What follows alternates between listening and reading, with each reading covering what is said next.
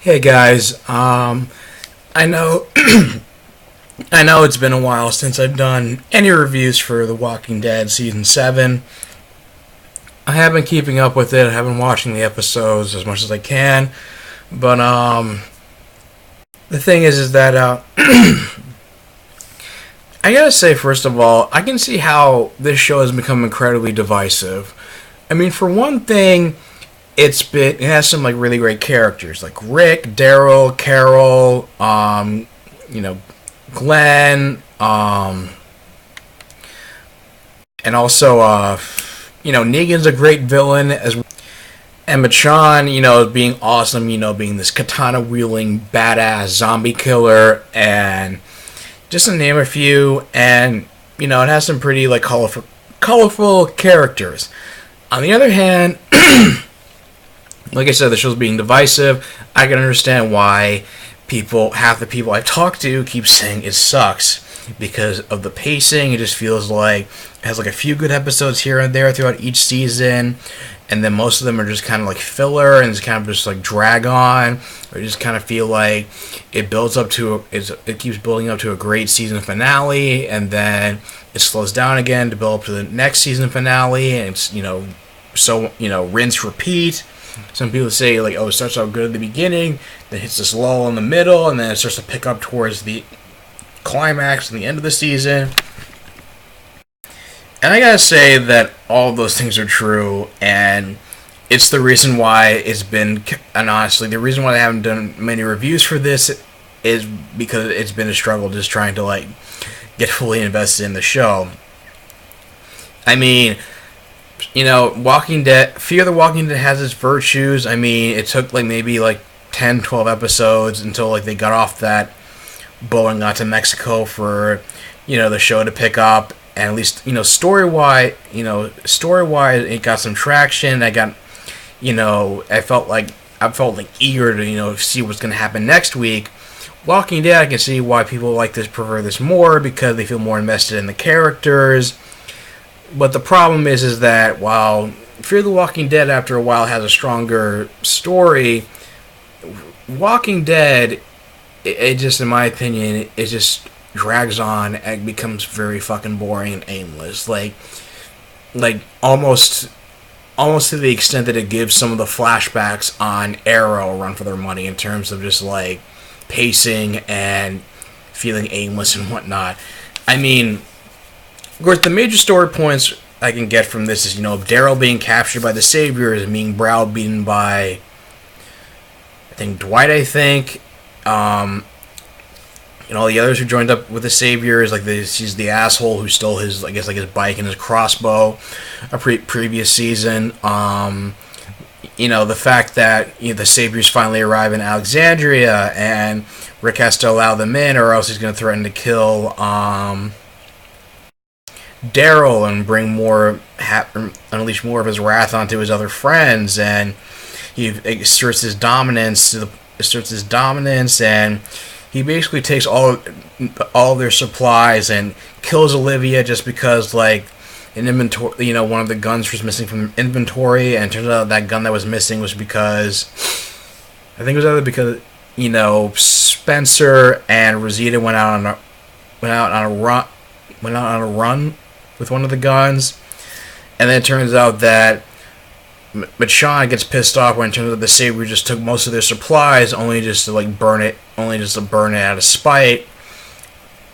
And I guess also on another side story is that 2 weeks after they take out one of the Savior's bases, Tara, played by Alana Masterson, gets separated and ends up on this place called the Oceanside, the society where it's only made up of women and children, and all the men have been killed by the Saviors, and they try to kill her because they're afraid that she'll try to tell others about about where they are, and she makes the oath to not to tell anybody else what she found, but she does make her way back to the main cast.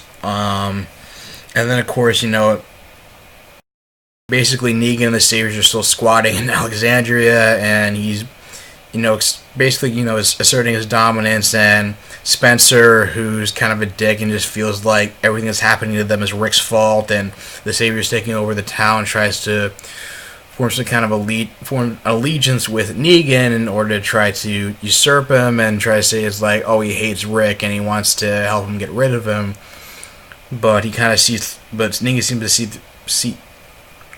through his bullshit and just says like, well, if you want to get rid of him, why haven't you killed him yourself? And so he takes out a knife and basically like eviscerates him, and you see like all of his like intestines and shit like spilling out onto the ground after a game of pool in the middle of the streets. And the irony is that that's what galvanizes Rick to stop being Negan's bitch, and to get everybody else to go to the meet up with others at the hilltop, and also try to galvanize the rest of the cast to finally rise up against Negan. And if I haven't mentioned this before in my other reviews, there are also the other point where Carol, who separated from the group before Glenn and Abraham's deaths, in which she found the kingdom and found a man named Ezekiel, and who was able to tame his own pet tiger, and was a former like zookeeper, but also being I think he did like some sort of stage performancing. He was able to act like this king and this like regal figure in order to rally people behind him, and forming his own little society. And without Gregory, who is the leader of the Hilltop Society, and he was played by Xander Berkeley, who anybody who's a 24 fan, he's played George Mason in the first two seasons. They rallied behind Rick. Ezekiel provides sanctuary for Rick and company at the kingdom. And another major point is that they're led to a junkyard by Father Gabriel, where they encounter another post-apocalyptic human society. And while there, Daryl is working with Richard, who is trying to set up an attack in order to force Ezekiel to join their fight. Attack on the Saviors, but staging such an attack would lead the Saviors back to Carol, which could lead to her getting killed. Richard's willing to make that sacrifice, and Daryl, who's with him, is like, he's completely against the idea, and says that he'll kill him if anything happens to Carol.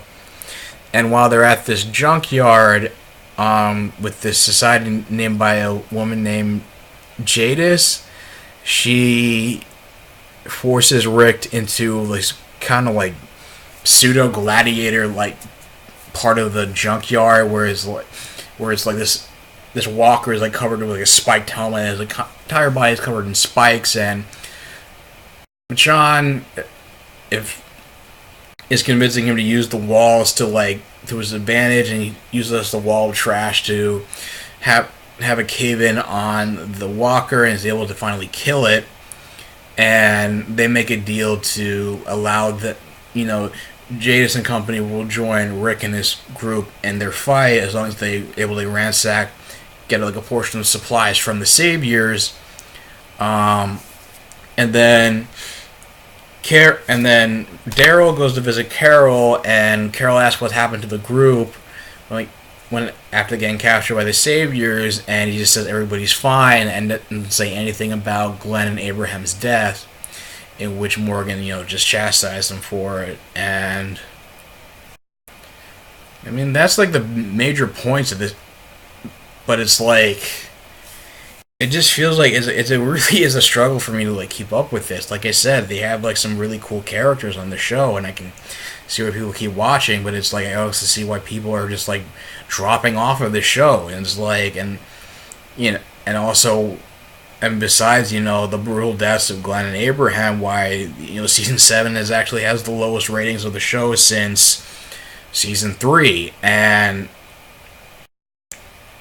I just feels like it seems like the show seems to be very high on itself, and it just seems to take advantage of the fact that it's like, it has like all these great ratings, and it has like, is so character driven to the point where it and almost like it's taking advantage of the fact that it's like, oh, we have great characters, so it doesn't give a so it doesn't fucking matter if the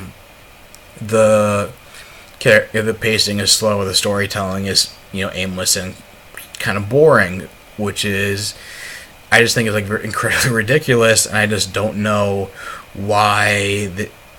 I just wish, you know, they need to bring in some like maybe new writers and like, you know, get it to, you know, pick up the pace a little bit, or else maybe the show needs to like pull the plug. And I'm actually not even sure if I really want to. I'm not even sure if I'm going to keep watching this. If anything, I'll review it for like the season finale. If anything, I mean, I'll let you know throughout the week. I mean, like I said, I'll just keep doing my usual videos for the DC, for the superhero shows, for the Arrowverse and Agents of S.H.I.E.L.D. But for this show in particular, I'm not too sure about that.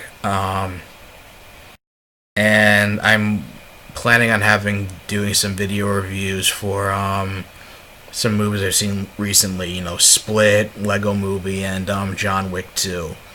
So later in the week. So what do you guys think of the episode? So, I mean, how do you guys feel about The Walking Dead as a whole? How do you feel about it, you know, season 7? Are you still watching? I mean, do you agree with any of my points? Leave your thoughts in the comments down below. If you like this video, like, share, and subscribe, and I'll talk to you guys soon. Take care.